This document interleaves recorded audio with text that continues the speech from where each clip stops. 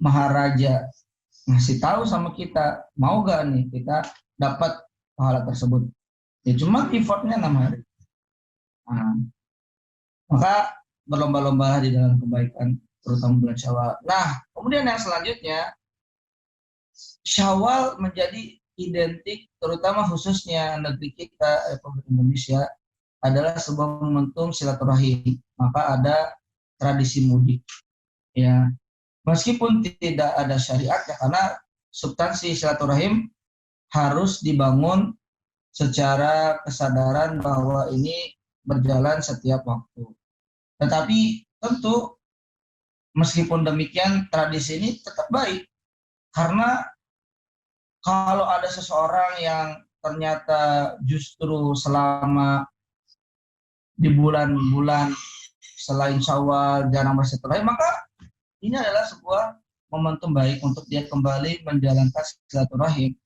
Karena siapapun orang yang ada konflik interest bersama saudaranya, maka seharusnya ketika masuki bulan Syawal, karena didukung dengan momentum tradisi silaturahim, maka seharusnya orang tersebut bisa ikut terkena dampak dari lingkungan tersebut.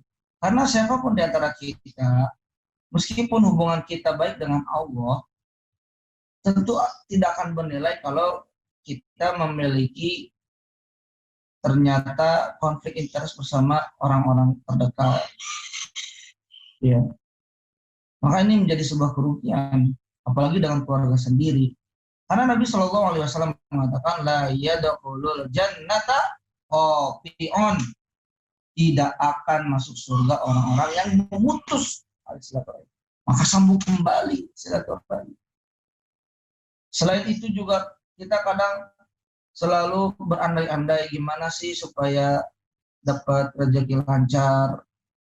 Padahal Islam sudah memberikan sebuah pilihan amalan-amalan yang dapat melapangkan rezeki. Ternyata salah satunya adalah silaturahim. Kan Nabi Shallallahu Alaihi Wasallam mengatakan, man ahabba ayyubsato fir rizqi wa yansau atharihi falyasil rahimahu. Ternyata salah satu sebab mendapatkan kelapangan rezeki itu adalah silaturahim. Ya, bahkan dipanjangkan usia lagi. Ini sangat menjadi motivasi bagi kita, menjadi sebuah kabar gembira ya. Ternyata kita bisa mendapatkan kelapangan rezeki kalau kita menjalin silaturahim. Maka pemirsa yang dirahmati Allah Subhanahu wa taala, seringkali kaum muslimin banyak memperbaiki hubungannya dengan Allah, tetapi dia justru lupa memperbaiki hubungan dengan manusia. Maka ini justru akan menjadi sebuah kerugian besar. Bayangkan, seseorang yang memiliki konflik interest atau terjadinya slack dengan orang-orang terdekat, ini bisa menjadi salah satu penyebab kita dikurangi berkah kehidupannya oleh Allah Subhanahu wa taala. Bahkan bisa jadi ini kita tidak diampuni dosa-dosa kita. Nabi Shallallahu Alaihi Wasallam bersabda, tuftahul abwabul jannati yaumal isnaini wa yaumal khamis. Jadi sesungguhnya dibukakan pintu surga pada hari Senin dan hari Kamis. Kemudian kata Nabi Shallallahu Alaihi Wasallam, la yughfaru likulli abdin la yusyriku billahi syai'an. Kemudian diampunilah dosa-dosa setiap hamba selama dia tidak melakukan syirik sedikit pun, tidak melakukan syirik dengan apapun.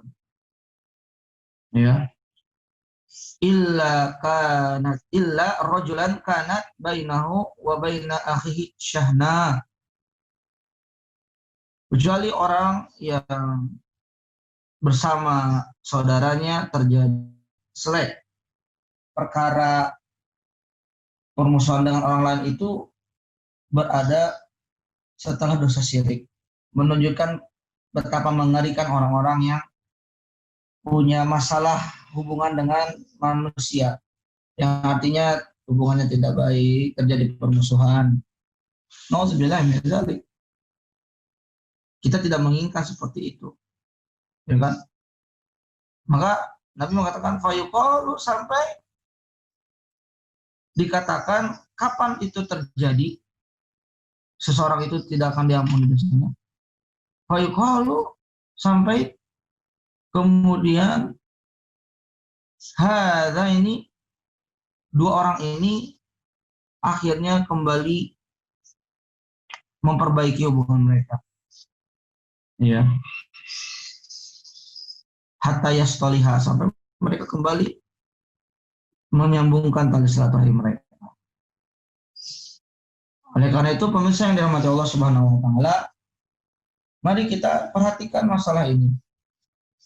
Sudah bagus kalau kita memperbaiki hubungan kita dengan Allah, tetapi juga jangan melupakan hubungan kita dengan manusia.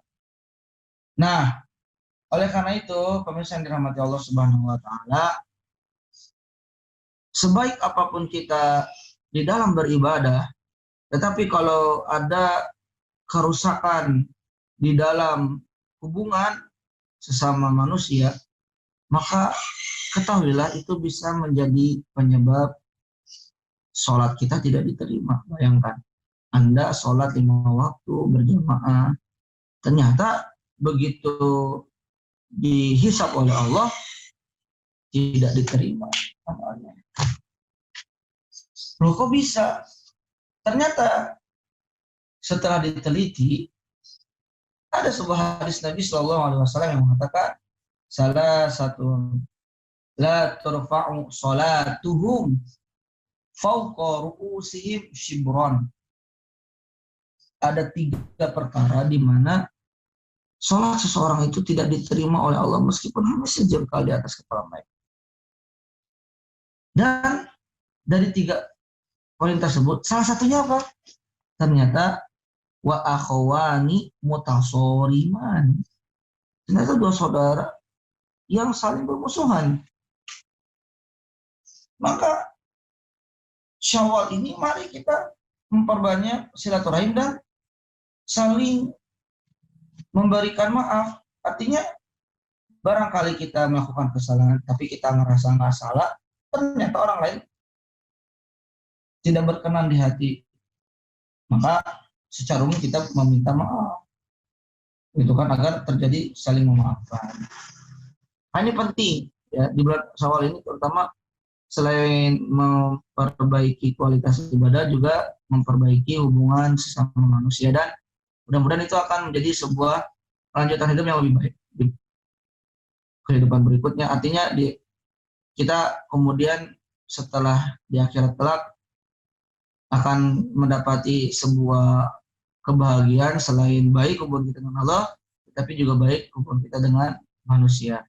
Mudah-mudahan apa yang saya sampaikan bisa bermanfaat. Aku qouli hadza, astaghfirullah li wa lakum. Subhanakallahumma bihamdika asyhadu an la ilaha illa anta astaghfiruka wa atubu ilaik. Assalamualaikum warahmatullahi wabarakatuh.